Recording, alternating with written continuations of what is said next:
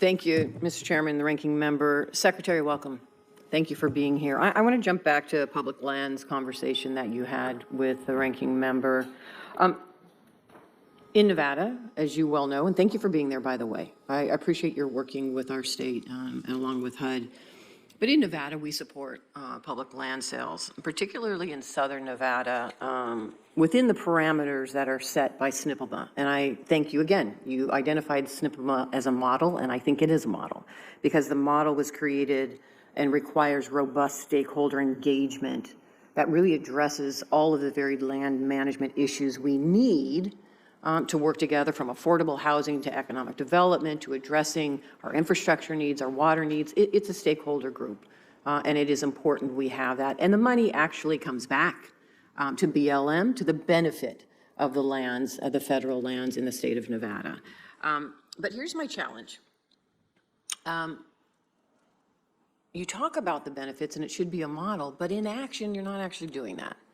And through reconciliation, instead of supporting the model that you talk about and tout, and the ranking member, excuse me, the chairman also talks about this as well and invokes Harry Reid all the time, but the reconciliation package doesn't really true to the simple model.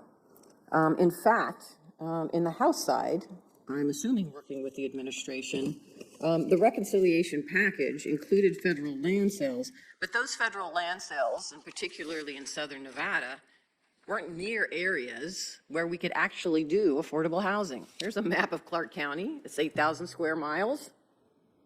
This is the area where Las Vegas is, and this is where the boundary we want to expand to address affordable housing and other issues.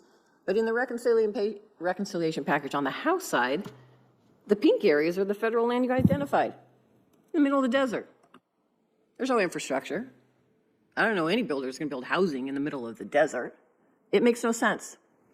And now I'm hearing there's a proposal by the chairman of this committee, again, to put this back into reconciliation, because that was taken out of reconciliation. It wasn't well thought out and wasn't working with the local communities to figure out how we actually build affordable housing and use the federal lands to the benefit of everybody living in those states. But now I'm hearing that there is a proposal going to be put back into reconciliation to allow the federal government to sell up to 2 million acres of federal land. Is that correct? I understand that there's some consideration of that, but I don't believe that's been formally introduced yet. Okay, and so if you're going to look at selling up to 2 million acres of federal land, and most of that land is across the West, what states will be involved in that process? Well, I would say that if the law passes, what we would do as an executive branch is follow the law. But generically, I think when anybody's looked at land sales, they would look at the states that have been most overburdened by the federal government percentage, and among the top of that, Nevada, Alaska, Idaho, and Utah are among the states that have the highest percentage of federal land. They also and certain states like Montana might be exempted. Not familiar with that or understand why that would be or not be. And then, so who are you working with in my state? If you believe that SNPLMA is a model and the stakeholders should be engaged because it makes sense, we don't want something like this where you're selling land that it's not going to benefit you because it's not a high dollar value. It's not going to help us because it's not going to build affordable housing.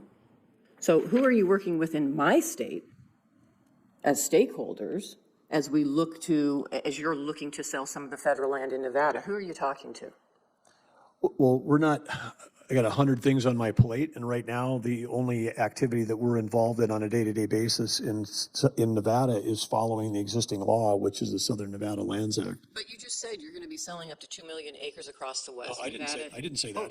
Oh, you're not going to be selling up to 2 million acres of land, looking at 2 million acres of federal land in reconciliation package. I thought you said you were.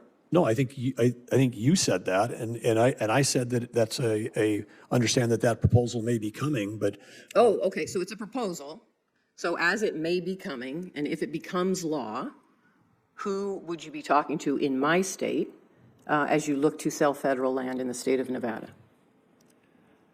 Well, this is a hypothetical about something that hasn't been introduced and hasn't been passed. And it's coming. I mean, it's going to be dropping here any minute now. We're going to see a reconciliation package. I'm told there's going to be a sale of federal land in it. You can't deny that.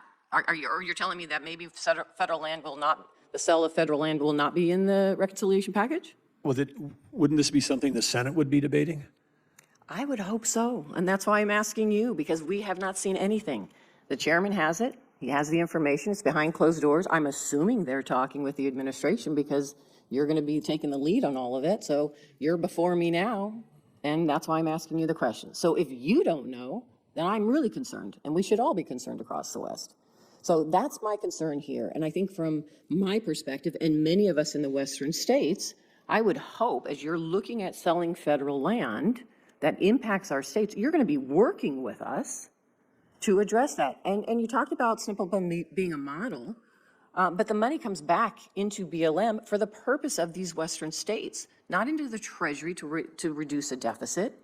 So you're also going to be looking to changing the formula. Isn't that correct? Well, I think you're acting like I'm proposing legislation.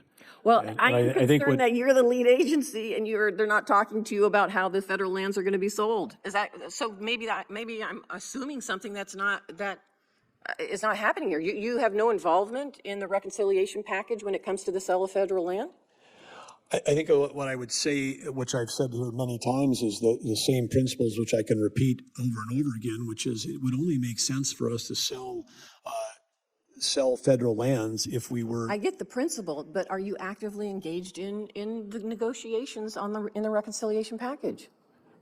I'm not actively engaged in negotiations. You're not actively engaged at all in the conversation around the sale of federal lands in the reconciliation package, the proposal. You're not involved in that. There's conceptual talks about how that would lay out, but there has not been negotiations. Okay. I am running out of time. I'm going to submit the rest of my questions for the record. Let me just say this. This is not antagonistic. This is about how we work together. In the state of Nevada, over 80% of the land's owned by the federal government. We've always wanted a good relationship, and I work towards that 100%. And I look forward to that continue. But you can't come here and say that you support a model program that was started by Senator Reed and SNPL and then upend it and completely do something different. And that's all I'm looking for is accountability with this administration and working with us and doing what they say they are going to do to the benefit of everybody in the state of Nevada. Thank you, Mr. Chairman.